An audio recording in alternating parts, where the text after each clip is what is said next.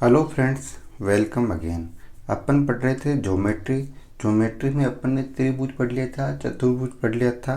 आज हम पढ़ेंगे वृत्त, सर्कल। सर्कल क्या होता है सबसे पहले ये समझिएगा। बचपन से आपको पता है कि सर्कल मतलब वृत्त, और वृत्त कैसा होता है, ये वृत्त ऐसे करके ये गोलाकार आकृति बना देते थे अपन, जिसे अपन वृत्त कहते थे। लेकिन वास्तव में इसकी डेफिनेशन अगर देना चाहिए कि वृत्त होता क्या है, तो कैसे देंगे? समतल पर स्थित कोई बिंदु, ठीक है ना। समतल पर स्थित कोई बिंदु, ये कोई बिंदु है,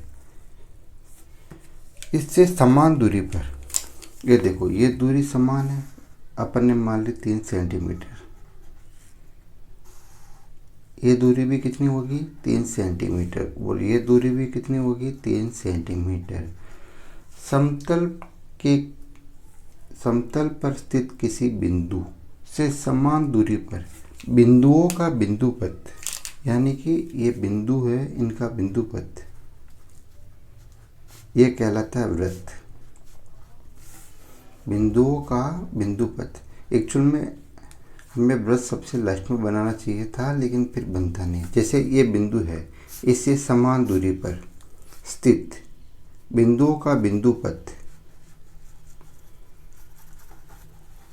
क्या कहलाता है? वृत्त।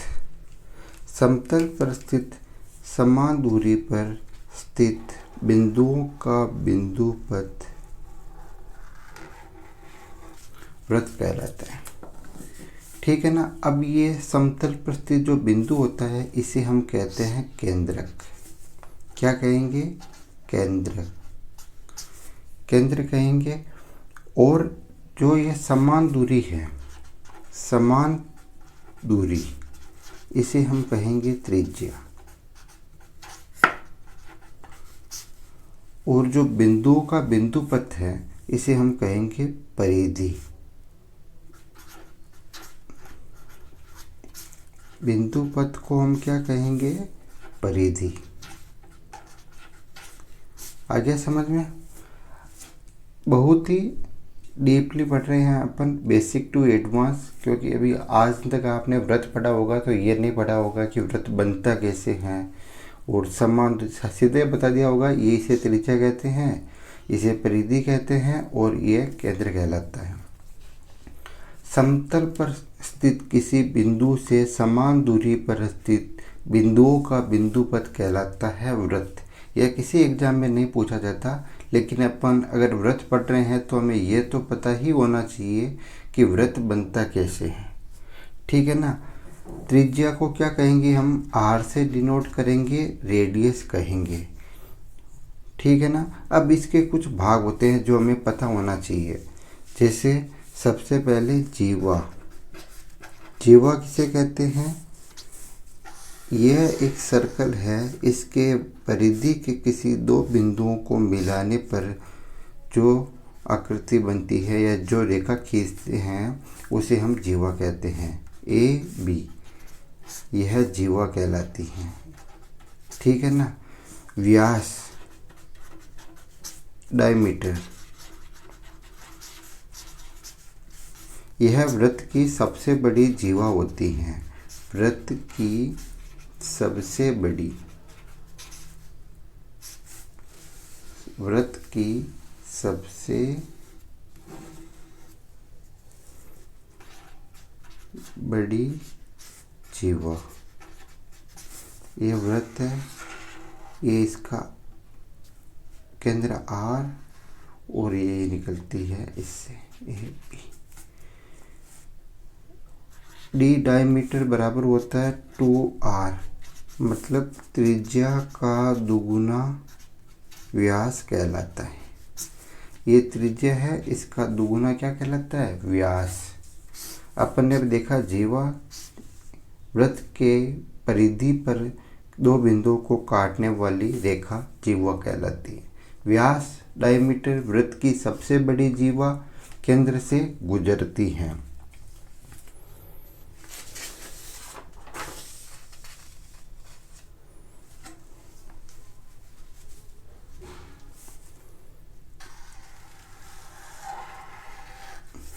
ये वृत्त है, इसको अपन ने दो भागों में बांट दिया यहाँ से, ठीक है ना। तो यह कहलाता है लघु वृत्त, ये कहलाता है दीर्घ वृत्त खंड। छोटा वाला भाग कहलाता है लघु वृत्त खंड और बड़ा वाला भाग कहलाता है दीर्घ वृत्त खंड। लघु वृत्त खंड और दीर्घ वृत्त खंड, ठीक है ना। इसके अलावा एक चीज़ और पता होनी चाहिए, ये कोई वृत्त है, केंद्र से समान, ये दोनों त्रिज्या हो गई, ये वाला भाग कहलाएगा त्रिज्य खंड। क्या कहलाएगा? त्रिज्य खंड। ओके। अगर एक से अधिक वृत्तों का केंद्र समान हो, मतलब इस वृत्त का केंद्र भी यही हो और इस वाले वृत्त का केंद्र भी यही हो, तो ये इन्हें संकेंद्रीय वृत्त, संकेंद्रीय वृत्त कहते हैं, ठीक है। जिनका केंद्र समान हो उन्हें संकेंद्रीय वृत्त कहते हैं। अभी अपन बेसिक पढ़ रहे हैं कि वृत्त में क्या क्या होता है। अगर ये इन्फॉर्मेशन हमें पता होगी तो अपन आने वाले क्वेश्चन को आसानी से सोल्व करेंगे। अब अपन वह पढ़ेंगे जो एग्जाम में पूछा जाता है, जैसे कि पहले टाइप का क्वेश्चन, टाइप 1।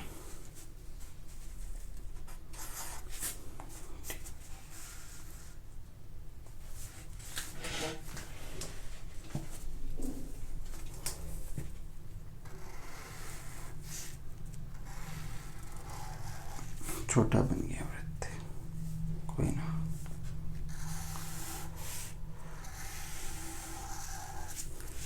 ये वृत्त है, अगर नहीं भी बन रहा तो आप ऐसे ही समझना कि ये वृत्त है, ये इसका केंद्र है, तो ये क्या कहलाएगा? इसका व्यास। वृत्त के व्यास से वृत्त की परिधि पर बनने वाला कोण हमेशा 90 डिग्री का बनता है, ठीक है ना। ये वृत्त का केंद्र है, ये व्यास है, वृत्त की परिधि पर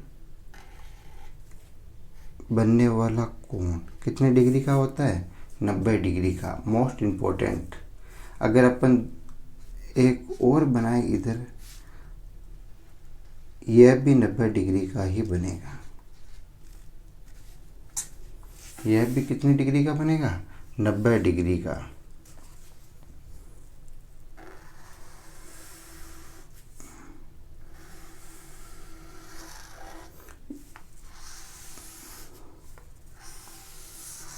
ये वृत्त है और ये इसकी जीवा ए बी।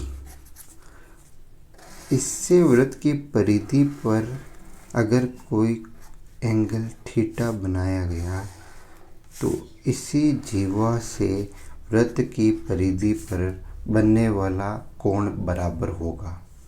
अगर ये 30 डिग्री है तो ये भी कितना डिग्री होगा? 30 डिग्री। देखो, ये वृत्त की कोई जीवा है ए बी, अपने एक एंगल ये बना दिया इस जीवा से, ये एंगल, एक एंगल इधर बना दिया, एक एंगल इधर बना दिया। ये तीनों ही एंगल समान होंगे। यह अगर थीटा डिग्री का होगा तो यह भी थीटा डिग्री, यह भी थीटा डिग्री। ओके। इस पे अपन क्वेश्चन करते हैं। क्वेश्चन क्या वैसे ही समझ में आ रहा है। ये जीवा है ए बी, अगर ये वाला एंगल अपने को दे रखा है 30 डिग्री, हमें ज्ञात करना है ये वाला एंगल। तो आपको पता है इन दोनों की जीवा ए बी है, तो ये 30 डिग्री है, तो ये भी कितनी डिग्री होगा? 30 डिग्री। बहुत आसान है। ये अगर अपन ने मान लिया 40 डिग्री है, ये कितना होगा? 40 डिग्री, और ये भी 40 डिग्री। ये है 25 डिग्री, ये कितना होगा? 25 डिग्री।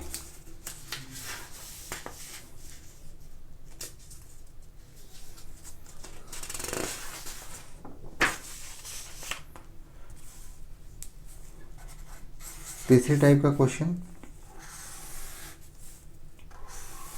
कोई वृत्त, इसका केंद्र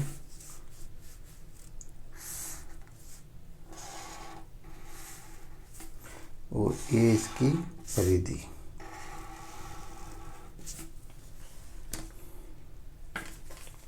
अगर ये एंगल थीटा है तो केंद्र पर बनेगा इसका दुगुना 2 थीटा। आ गया समझ में? ये इसका केंद्र है O, वृत्त केंद्र O,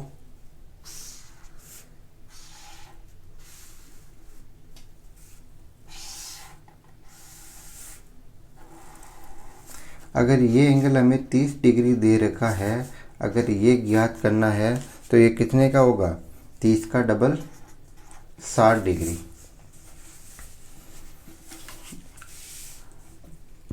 एक और कर लो। ये इसका केंद्र O है, एक ही जीवा पर अगर केंद्र और परिधि पर कोई एंगल बन रहा है तो यह इसका दुगना होगा। यह अगर 50 डिग्री है तो ये वाला कितना होगा? इसका दुगना 100 डिग्री। आ गया समझ में? ये हो गया तीसरा टाइप का, मोस्ट इम्पोर्टेंट है। यही अपन ने एक त्रिभुज में भी देखा था, ये वाला। ये इसका था कोण संधि भाजक। ये अगर थीटा था तो ये कितना था?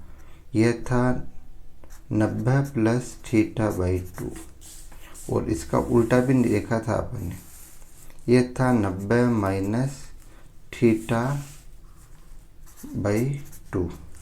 एक टाइप तो ये था, दूसरा ये था, और तीसरा टाइप ये था। ये इसे अपन परिकेंद्र भी मान सकते हैं। ठीक है, अब कुछ क्वेश्चन देख लेते हैं। सबसे पहले एक और टाइप देखो, चौथा टाइप का। चौथा टाइप, अगर कोई वृत्त है, इसके अंदर कोई चतुर्भुज बन रहा है, चतुर्भुज बन रहा है तो इसे क्या कहेंगे? चक्रीय चतुर्भुज। चक्रीय चतुर्भुज।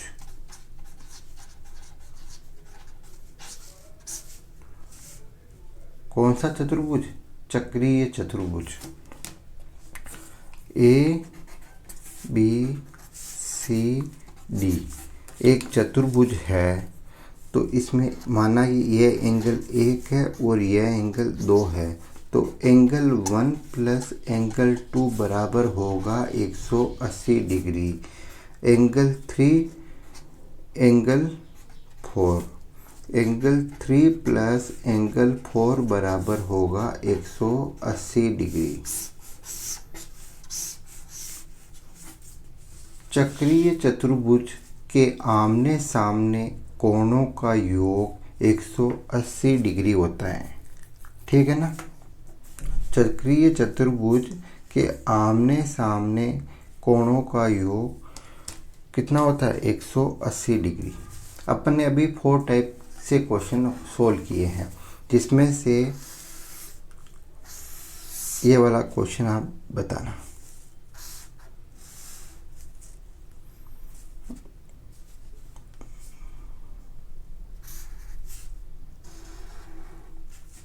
ये वाला एंगल अपने को गिवन है 46 डिग्री। हमें ज्ञात करना है ये वाला। बताओ आप, इम्पोर्टेंट क्वेश्चन। ये देखो, ये एक जीवा है। अभी अपन ने देखा था, जिससे परिधि पर अगर कोई एंगल बना हुआ है और केंद्र पर कोई एंगल बना हुआ है, तो परिधि का दुगना होगा केंद्र पर। 46 का दुगना कितना होता है? 92, तो ये कितना हो जाएगा 92। इसी प्रकार एक और देख लो आप क्वेश्चन इसी टाइप के आएंगे।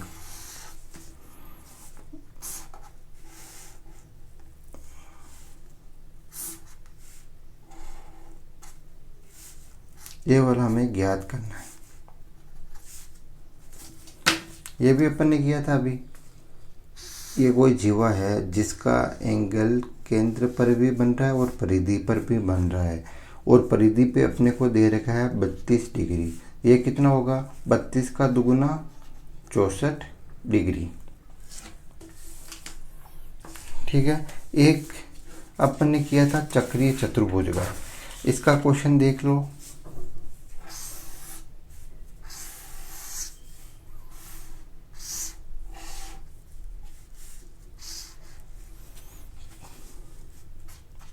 x प्लस 5 2x प्लस 1, हमें निकालना है x। हमें पता है अगर किसी चतुर्भुज के चारों कोण वृत्त की परिधि पर हो तो वह कौन सा चतुर्भुज कहलाता है, चक्रीय चतुर्भुज। चक्रीय चतुर्भुज में आमने सामने वाले कोणों का योग कितना होता है 180 डिग्री। तो अपन ने लिख लिया x plus 5 plus 2x plus 1 बराबर 180 डिग्री। x 2x कितने हो गए 3x, 5 और 1 6 बराबर 180 डिग्री। 3x बराबर 180 माइनस 6 174 डिग्री। x बराबर बटा 3,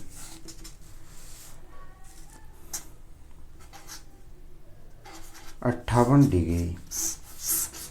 आंसर क्या आया x बराबर 58 डिग्री। ठीक है ना।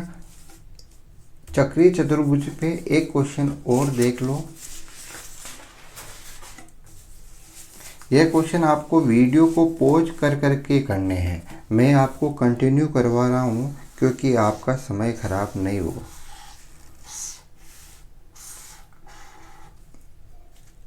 चक्रीय चतुर्भुज बन गया, नहीं बना तो भी मान लेना, सपोज कर लेना कि बन गया। इसमें ये दे रखा है x प्लस 17, ये दे रखा है 49 डिग्री। हमें फाइंड करना है x डिग्री, x कितना है, करो फाइंड। चक्रीय चतुर्भुज में आमने सामने वाले कोणों का योग 180 डिग्री। ठीक है। x बराबर 6, 5 और 1 6, 66 डिग्री बराबर 180 डिग्री। x बराबर 180 माइनस 66 कितना आया 4, 7 में से 6 गए तो 114 डिग्री।